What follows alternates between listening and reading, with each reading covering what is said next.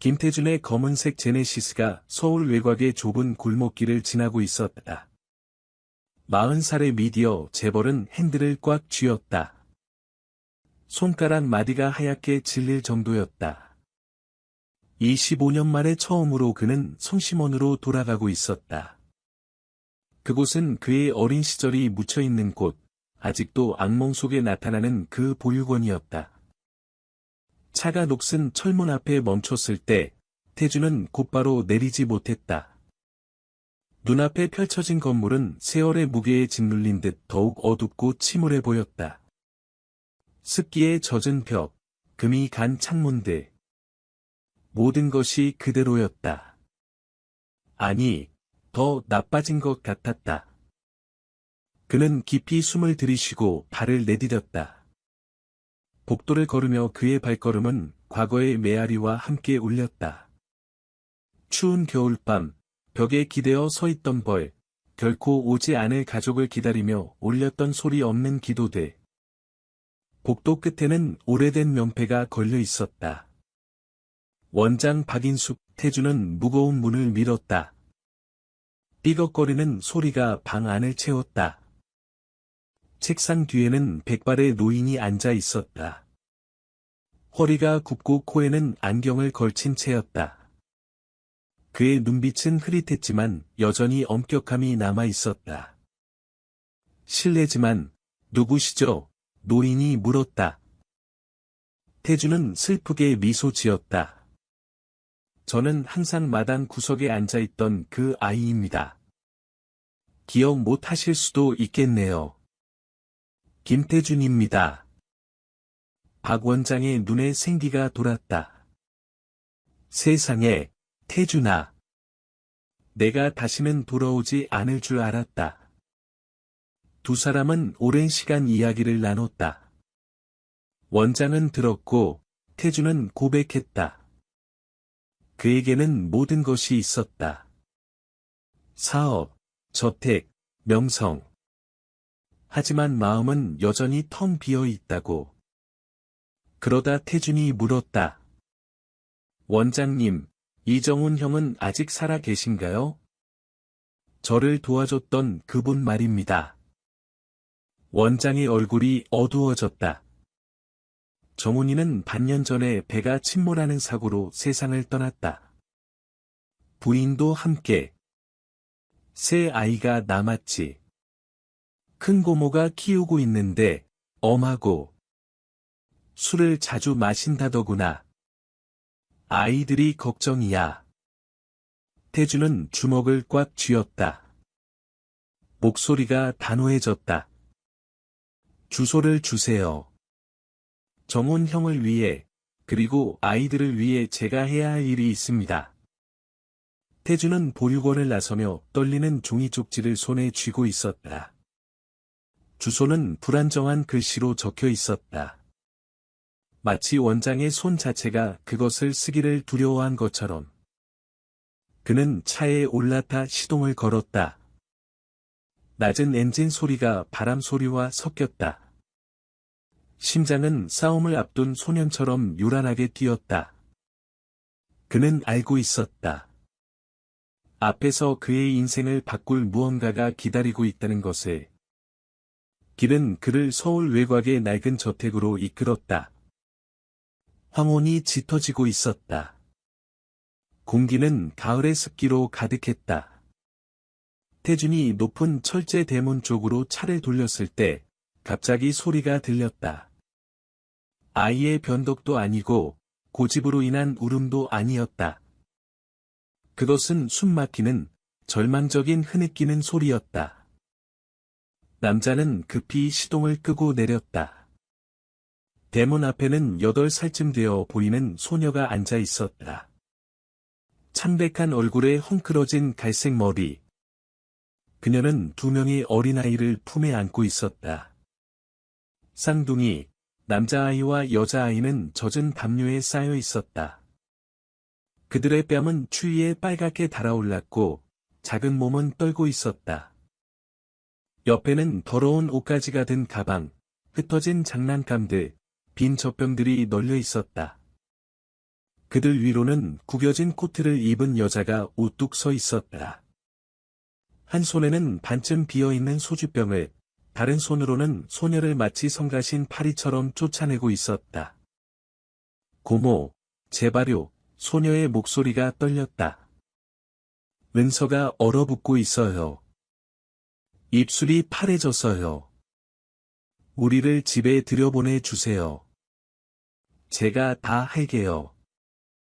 제발 우리를 밖에 내버려 두지 마세요.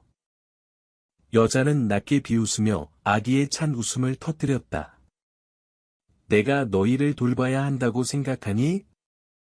너희는 내 자식이 아니야. 내 부모는 죽었고, 난 너희를 돌봐야 해. 나도 먹고 살기 힘들어. 소녀는 울었지만 아이들을 놓지 않았다. 설거지도 할게요. 빨래도 할게요. 청소도 할게요. 제발 쫓아내지 마세요. 대답은 그녀의 발 앞에 뱉어진 침이었다. 걔들이 너희보다 나한테 더 소중해. 태준을 기억이 꿰뚫었다. 그 자신도 한때 이렇게 앉아 있었다. 두려움과 추위에 움츠리고 술 취한 소리와 모욕을 들으며 내면의 무언가가 끊어졌다. 그는 아이들에게 다가갔다. 그만하세요. 그의 목소리는 단호하게 울렸다. 여자는 움찔하며 돌아봤다. 당신 누구야? 태주는 소녀 옆에 무릎을 꿇었다.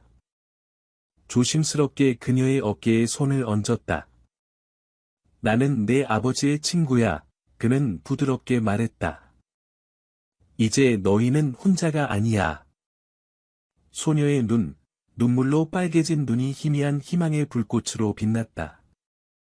그녀는 그의 재킷 소매를 붙잡았다. 가지 마세요. 제발요. 이 말은 태준의 내면에 있던 마지막 벽을 무너뜨렸다. 그는 쌍둥이를 팔로 들어 올렸다. 남자아이는 경련적으로 흐느꼈고 그의 입술은 파랗게 질려 있었으며 여자아이는 간신히 눈을 뜨고 있었다. 태주는 그들을 가슴에 안았고 작은 몸이 떨리는 것을 느꼈다. 고모는 소주병을 흔들며 소리쳤다. 당신이 이 거지 새끼들을 데려갈 수 있다고 생각해? 얘들이 당신 돈을 다 빨아먹을 거야. 그녀는 힘껏 병을 던졌다. 유리가 태준의 발치에서 산산조각 났다. 빨간 소주가 그의 양복에 튀었다. 남자는 말없이 젖은 재킷을 벗어 잔디 위에 조심스럽게 놓았다. 그의 목소리는 낮게, 그러나 날카롭게 울렸다. 당신은 나를 모욕해도 되지만, 아이들은 허락하지 않겠습니다.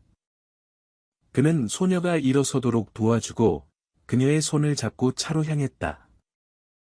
고모는 그들을 향해 소리쳤지만, 태주는 뒤돌아보지 않았다. 그의 모든 움직임은 결연함으로 가득했다. 아이들이 따뜻한 차 안에 있을 때, 쌍둥이는 조용히 신음했고, 소녀는 여전히 그의 소매를 꽉 잡고 있었다. 마치 그가 사라질까 봐 두려워하는 것처럼.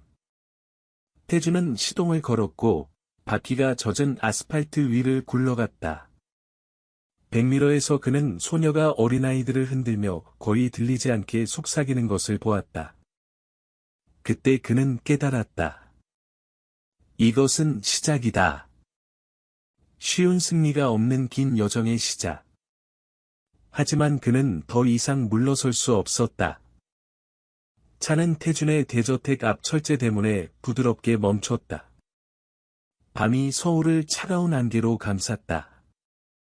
백미러에서 그는 소녀가 여전히 어린아이들을 안고 있는 것을 보았다. 그녀의 눈은 경계심을 가득 담은 채 그의 모든 움직임을 따라갔다. 태준은 차를 돌아 뒷문을 열었다.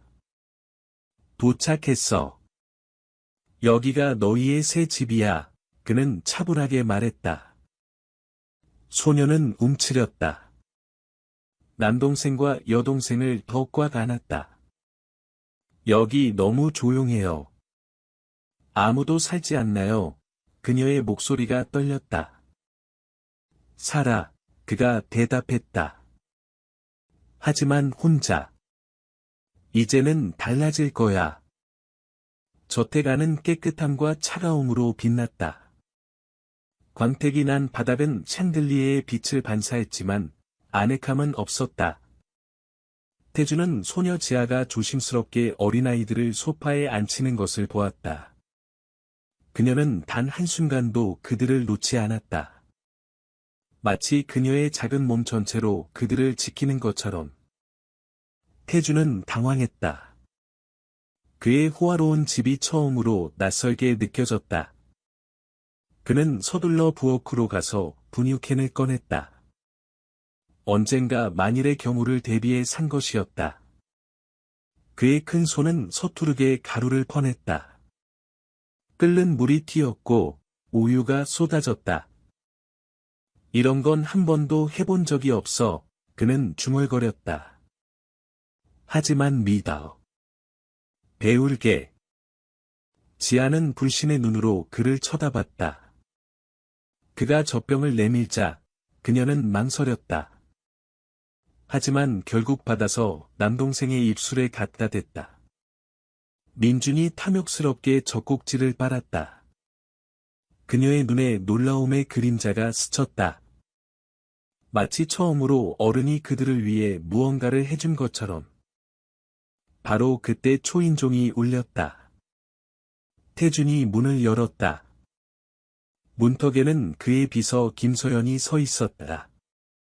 50대의 엄격하고 단정한 여성이었다. 그녀는 얼어붙었다. 거실의 세 아이들, 젖병을 든 지아, 얼룩진 셔츠를 입고 당황한 태준의 모습을 보고 세상에, 무슨 일이에요? 그녀의 목소리는 날카로웠지만 동정심이 없지는 않았다. 이정훈의 아이들이야, 태준이 쉰 목소리로 말했다. 거기 둘 수가 없었어. 당신의 도움이 필요해. 서연이 안으로 들어왔다. 그녀의 엄한 표정이 부드러워졌다. 그녀는 지아 옆에 앉았다. 얘야, 내가 내 남동생과 여동생을 빼앗지 않을 거야. 내가 도와줄게, 알겠니? 지아는 대답하지 않았다. 다만 어린아이들을 더 꽉 안았다. 그녀의 시선은 여기저기 흔들렸지만 계속 태준에게 돌아왔다.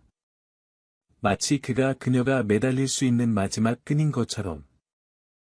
늦은 밤, 집은 이곳에서 한 번도 들어본 적 없는 소리로 가득 찼다. 아기들의 울음, 지하의 조용한 달래는 소리, 복도를 지나는 태준의 서투른 발걸음. 그는 거의 눈을 붙이지 못했다. 마침내 아이들이 잠들었을 때 소녀가 그를 올려다보며 물었다. 아저씨도 다른 사람들처럼 떠날 거예요? 태준은 심장에 직격탄을 맞은 것 같았다. 그는 대답하고 싶었지만 그녀가 이미 졸고 있는 것을 보았다. 남동생의 어깨에 얼굴을 묻은 채 그녀의 손, 가늘고 지친 손은 여전히 어린아이들을 꽉 잡고 있었다. 새벽이 되어 창문으로 황금빛이 스며들 때 태준은 식탁에 앉아 식은 커피를 들고 있었다. 그의 시선이 지아의 발에 떨어졌다. 양말이 찢어져 있었고 손가락이 밖으로 튀어나와 있었으며 어젯밤의 진흙으로 더러웠다. 소녀는 부끄러워하며 담요를 당겨 숨기려 했다. 태준은 말없이 나갔다가 새 양모 양말 한 켤레를 가지고 돌아와 탁자 위에 놓았다. 이거 신어봐. 지아가 눈을 들었다. 돌려줘야 해요. 그는 쪼그리고 앉아 그들의 눈이 같은 높이에 오도록 했다. 아니야, 이건 내 거야. 부모는 아이들에게서 선물을 돌려받지 않아. 그녀는 얼어붙었다. 미소도 없고 눈물도 없었다.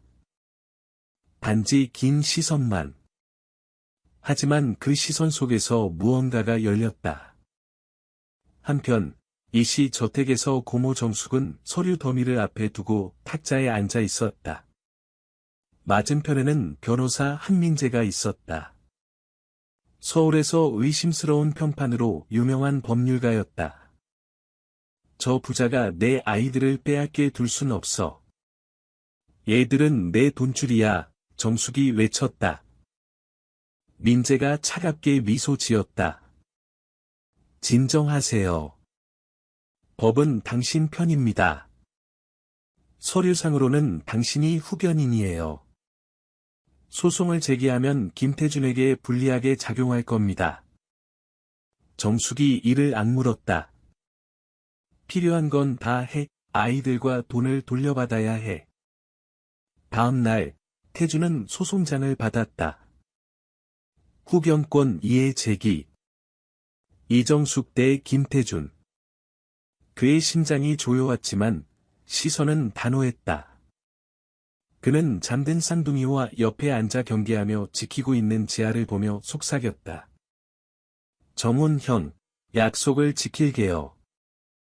아무도 다시는 아이들의 미래를 빼앗지 못할 거예요. 태준은 평소보다 일찍 정장을 입어야 했다. 재판이 앞에 놓여 있었다. 서울 법원 복도를 걸으며 그는 단호한 걸음으로 나아갔다. 하지만 내면에서는 모든 것이 끓고 있었다.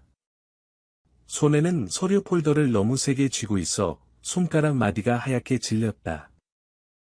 옆에는 그의 변호사 박준서가 걸었다.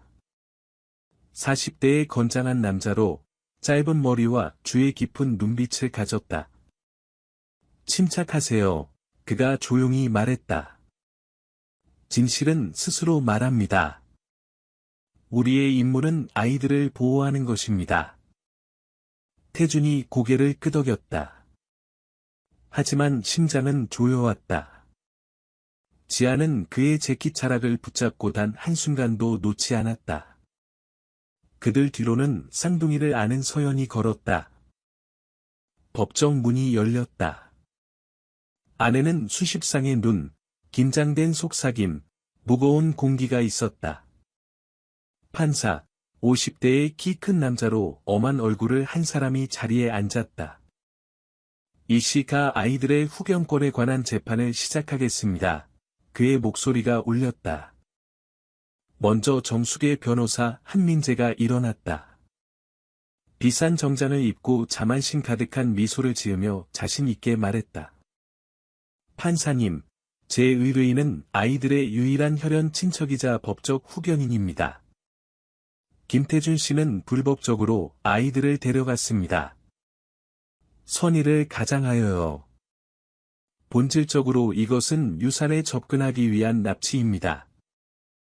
법정에 웅성거림이 퍼졌다. 태준이 벌떡 일어났다. 그의 목소리는 분노로 떨렸다. 저는 제 눈으로 봤습니다. 저 여자가 아이들의 물건을 마당에 내던지는 것을요. 지아는 쌍둥이와 함께 나무 아래 앉아 추위에 떨고 있었고, 저 여자는 아이들을 짐이라고 불렀습니다. 그런 후견을 보호라고 할 수 없습니다. 정숙이 손바닥으로 탁자를 쳤다. 나는 그들의 고모야. 누가 나보다 더 많은 권리를 가지겠어? 넌 겨우 며칠밖에 안 알잖아. 아버지 행세하지 마. 판사가 날카롭게 망치를 쳤다. 한 번만 더 질서를 어기면 법정에서 퇴장시키겠습니다. 그때 박준서가 일어났다. 증인이 있습니다. 법정에 작은 백발의 여성이 들어왔다.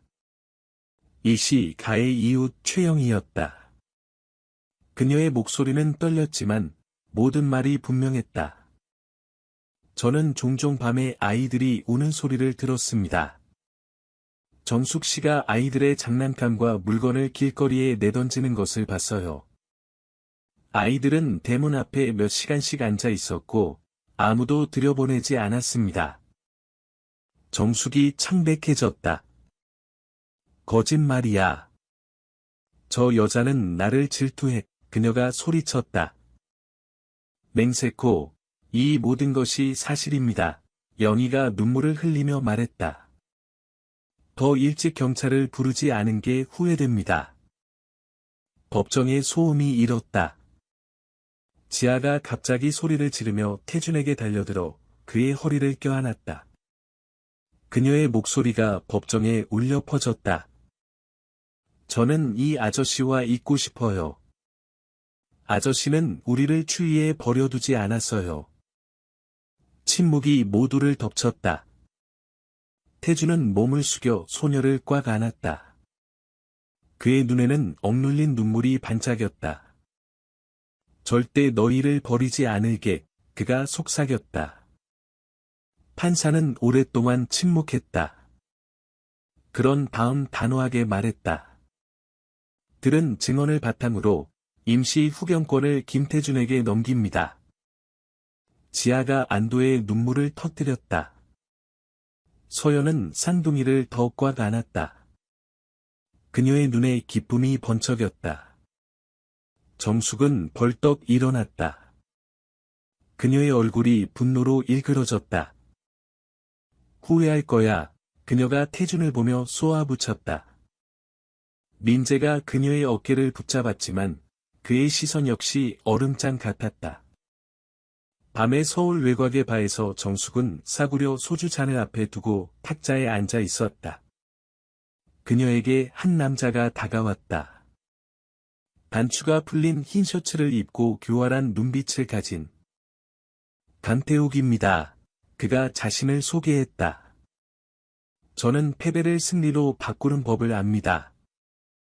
그의 옆에는 빨간 머리 여자가 도전적인 미소를 지으며 앉았다. 한나예요. 우리는 보통 사람들이 출구가 필요할 때 나타나죠. 정숙이 의심스럽게 눈을 가늘게 떴다. 당신들도 날 동정하려고? 아니요. 태욱이 폴더를 탁자 위에 펼치며 비웃었다. 기회를 제안합니다. 서명하면 아이들의 돈이 당신의 자본이 됩니다. 2배, 3배로 불린 다음 법정을 통해 그들을 되찾으면 됩니다. 정숙의 눈에 탐욕스러운 불꽃이 타올랐다. 그녀는 펜을 움켜쥐었다. 복수하고 모든 걸 되찾을 거야. 한편 태준은 아버지가 되는 법을 배우고 있었다. 그는 쌍둥이를 의사에게 데려가고 지아가 단 1분도 아이들을 놓기 두려워할 때 인내심 있게 손을 잡아주었다. 공원에서 그는 쌍둥이가 비틀거리며 잔디 위를 첫걸음을 떼는 것을 보며 처음으로 자신의 웃음소리를 들었다. 저녁에 아이들에게 책을 읽어줄 때 지아가 갑자기 속삭였다. 원하시면 저는 아저씨를 아빠라고 불러도 돼요. 태준이 얼어붙었다. 그녀의 눈에는 거절에 대한 두려움과 희망이 있었다. 그는 그녀를 껴안았다. 목소리가 떨렸다. 서두르지 마, 하지만 난 절대 너희를 버리지 않을게. 한 달 후, 정숙은 자신의 계좌가 비어 있음을 발견했다. 태욱과 나나는 사라졌다.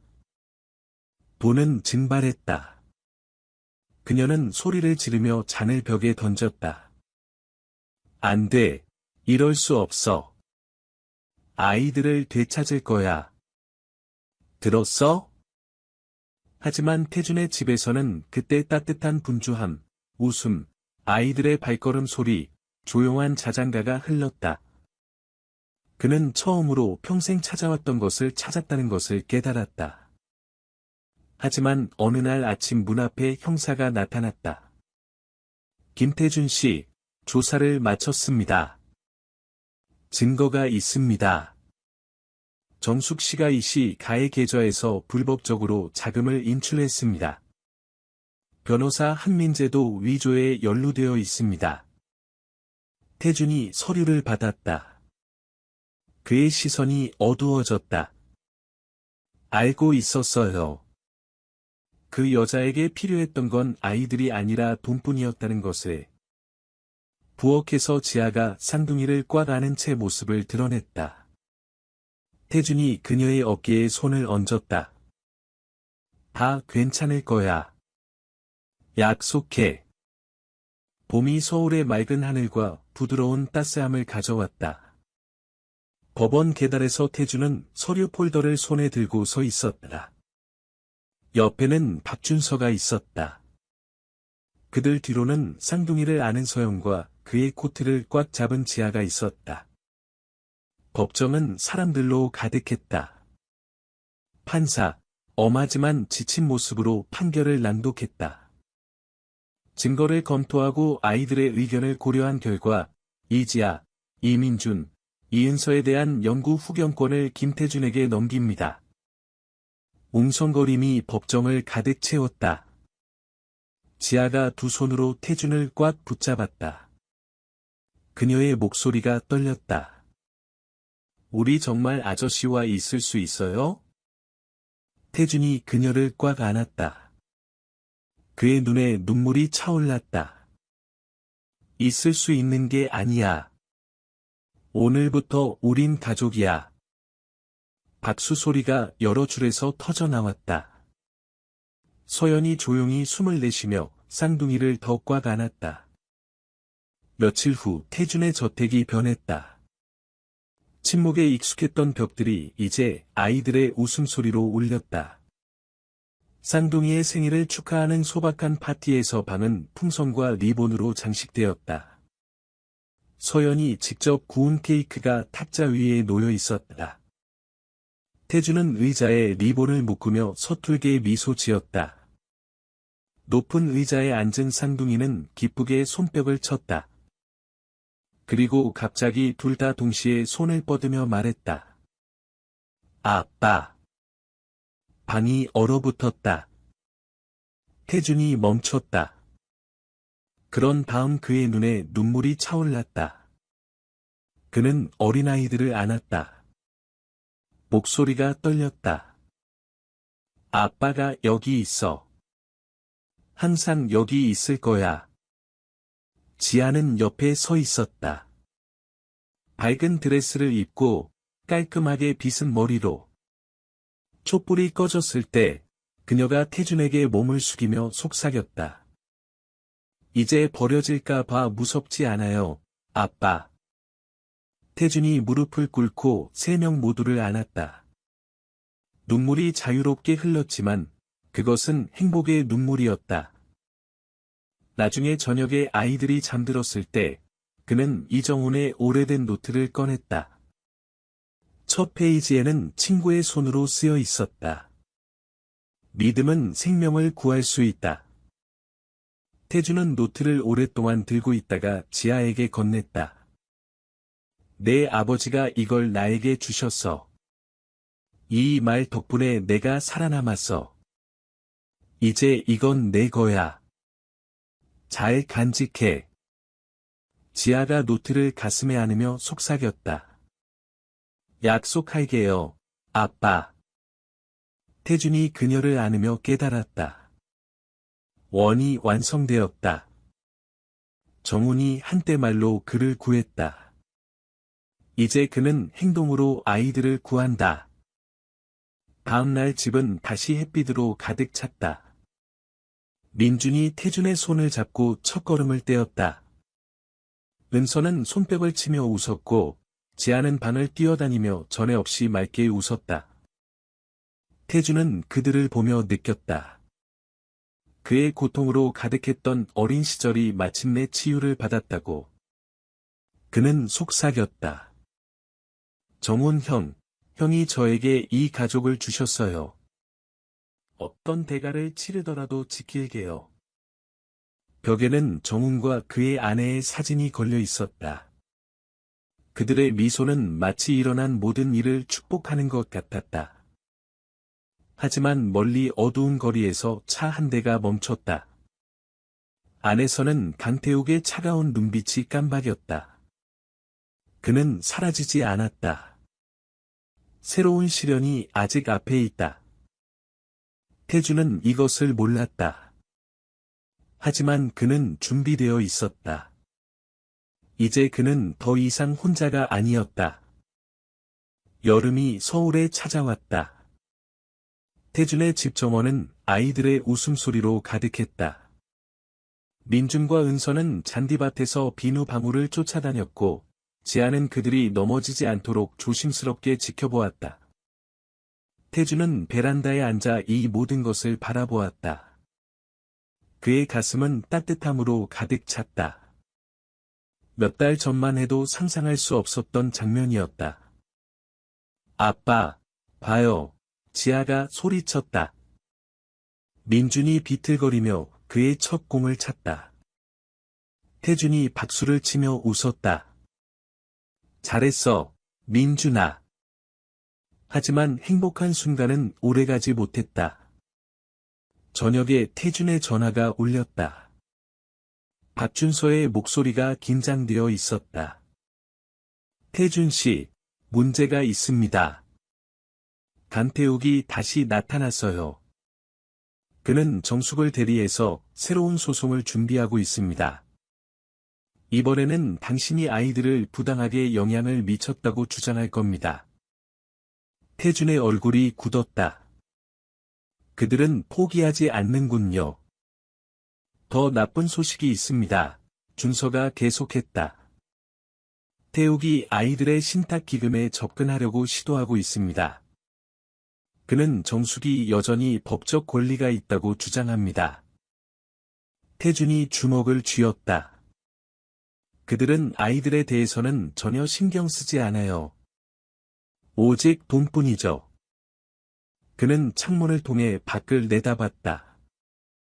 지아는 쌍둥이를 재우고 있었다.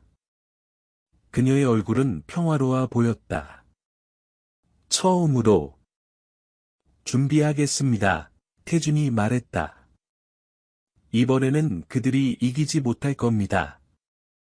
다음 날, 태준은 서영과 함께 사무실에서 전략을 세웠다. 그들은 정숙과 태욱의 과거 활동을 조사하기 시작했다. 곧 패턴이 드러났다. 태욱은 취약한 사람들을 표적으로 삼아 그들의 자산을 사기치는 전력이 있었다. 이걸 봐요. 서연이 서류를 내밀었다.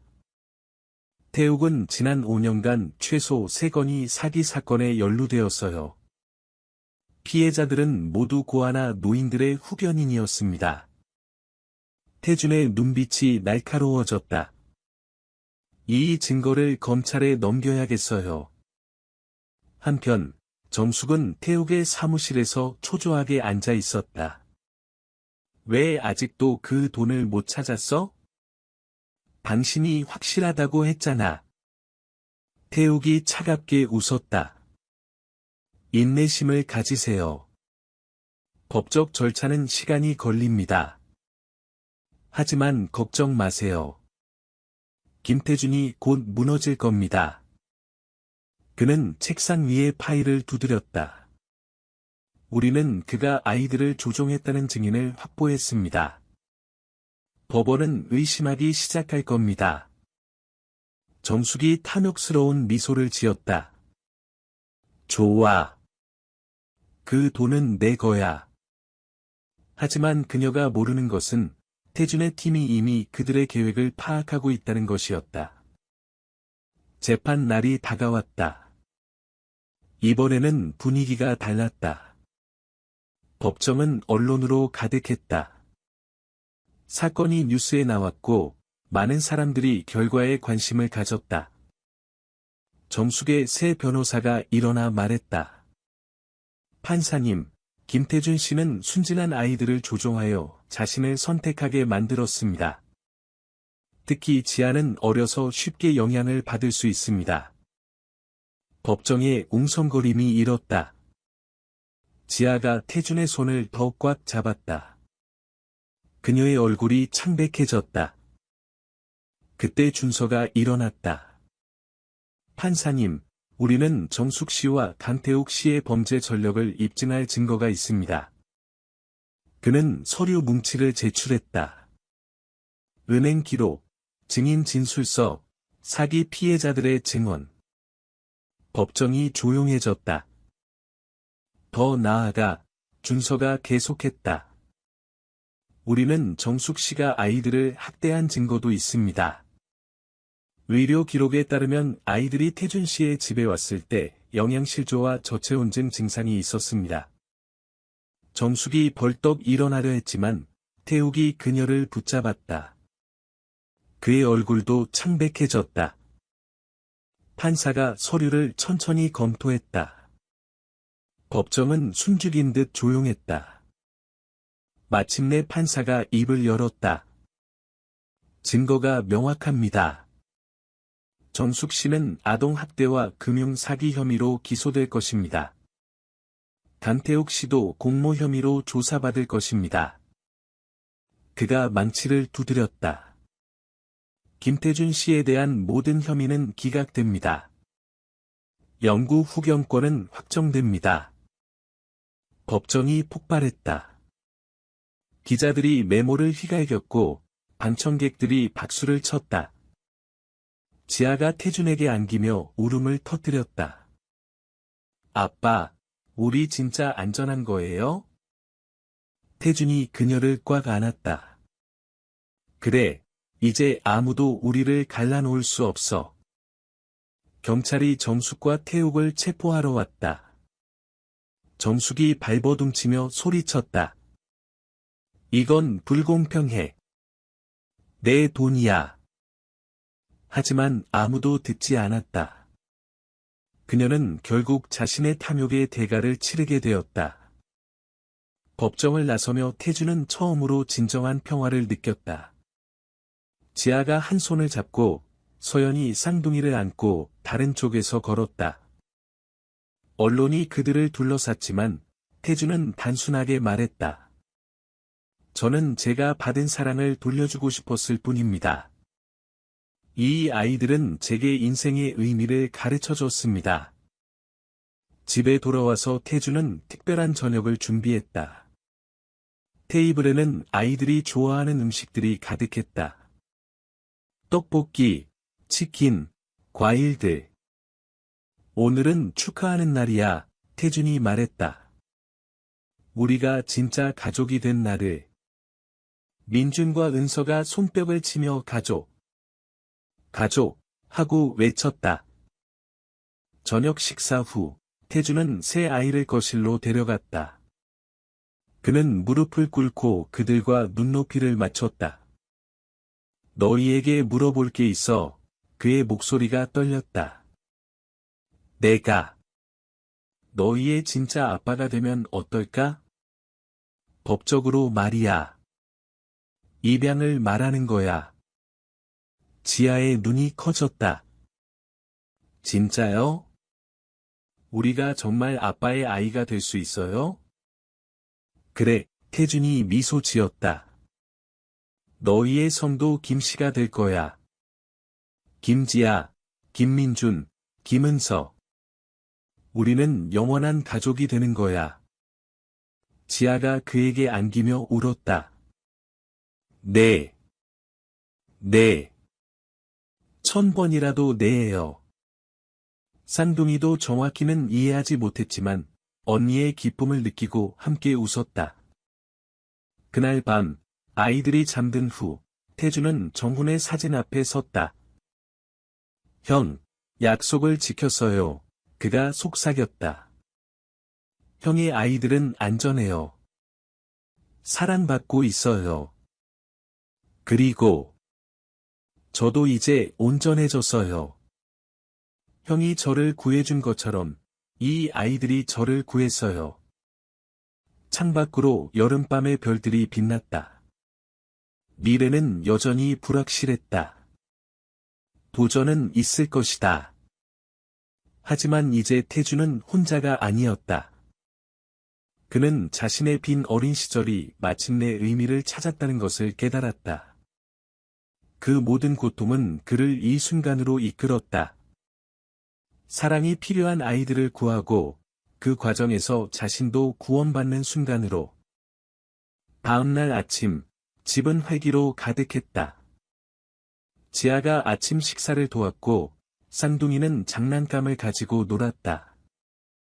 태준은 커피를 마시며 이 모든 것을 바라봤다. 아빠, 지아가 불렀다. 오늘 공원 가요? 물론이지, 태준이 웃었다. 우리 가족이 함께. 그리고 그들은 함께 나갔다. 한때 텅 빈 억만장자였던 남자와 그를 완전하게 만든 새 아이들.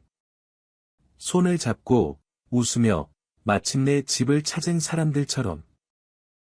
태양이 그들을 비췄고 길은 앞으로 펼쳐졌다. 함께 걸을 길, 가족으로서. 1년이 흘렀다. 태준의 집은 완전히 변했다. 벽에는 아이들의 그림이 걸려 있었고 정원에는 그네와 미끄럼틀이 있었다. 한때 차가웠던 저택은 이제 진정한 집이 되었다. 지아는 학교에서 우수한 성적을 거두고 있었다. 그녀는 더 이상 무서워하는 아이가 아니었다. 자신감 넘치고 꿈을 가진 소녀로 자라고 있었다. 아빠, 나중에 크면 다른 아이들도 도와주고 싶어요. 그녀가 어느 날 말했다. 아빠가 우리를 도와준 것처럼요. 태준의 눈에 자랑스러운 눈물이 맺혔다. 넌 정말 훌륭한 사람이 될 거야, 지아야. 민준과 은서는 건강하게 자라고 있었다. 그들은 유치원에 다니며 친구들을 사귀었다. 더 이상 그 춥고 무서웠던 밤의 흔적은 없었다. 어느 가을날, 태준은 아이들을 데리고 성심원을 방문했다. 박 원장은 아이들을 보고 눈물을 흘렸다. 태준아, 내가 해냈구나. 정훈이가 하늘에서 자랑스러워하고 있을 거야. 태준은 아이들과 함께 보육원의 다른 아이들과 시간을 보냈다. 그는 그들에게 책을 읽어주고, 놀아주고, 무엇보다 희망을 주었다. 떠나기 전, 한 어린 소년이 그에게 다가왔다. 아저씨, 저도 언젠가 아저씨 같은 사람을 만날 수 있을까요? 태준이 무릎을 꿇고 소년의 눈을 바라봤다. 있을 거야. 포기하지 마. 그리고 기억해. 내가 받은 사랑을 언젠가 다른 사람에게 나눠줄 수 있어. 차로 돌아가는 길에 지아가 물었다. 아빠, 우리도 언젠가 다른 아이를 도울 수 있을까요? 태준이 백미러로 그녀를 보며 미소 지었다. 물론이지. 사랑은 나눌수록 커지는 거야. 그날 밤, 집에서 태준은 일기를 쓰기 시작했다. 이 모든 여정을 기록하기로 결심했다. 언젠가 이 이야기가 다른 사람들에게 영감을 줄 수 있기를 바라며. 그는 썼다. 나는 빈 마음을 채우려고 이 여정을 시작했다. 하지만 깨달았다. 진정한 풍요는 주는 것에서 온다는 것을. 이 아이들은 내가 구한 것이 아니라 나를 구해준 존재들이다. 창밖으로 달이 밝게 빛났다. 아이들의 방에서는 평화로운 숨소리가 들렸다. 태준은 복도를 걸으며 닭방을 들여다봤다. 지아는 정훈의 노트를 베개 밑에 두고 잤다. 민준과 은서는 서로를 안고 평화롭게 자고 있었다. 태준은 깨달았다. 이것이 바로 진정한 성공이라는 것을. 재산도, 명성도 아닌 사랑하고 사랑받는 것. 그는 마지막으로 정훈의 사진에 작별 인사를 했다. 형, 이제 저도 이해해요. 형이 저에게 남긴 진짜 유산은 돈이 아니라 사랑의 능력이었다는 것을. 그 유산을 이 아이들에게, 그리고 더 많은 사람들에게 전하겠습니다. 그리고 김태준은 미소 지으며 자신의 방으로 향했다. 내일은 새로운 날이다. 가족과 함께할 새로운 모험이 기다리고 있다. 한때 혼자였던 남자는 이제 새 아이의 아빠였다. 그리고 그것이 그가 이룬 최고의 성공이었다. 진정한 가족은 피가 아니라 사랑으로 만들어진다. 그리고 가장 큰 부는 함께 나눌 사람이 있다는 것이다.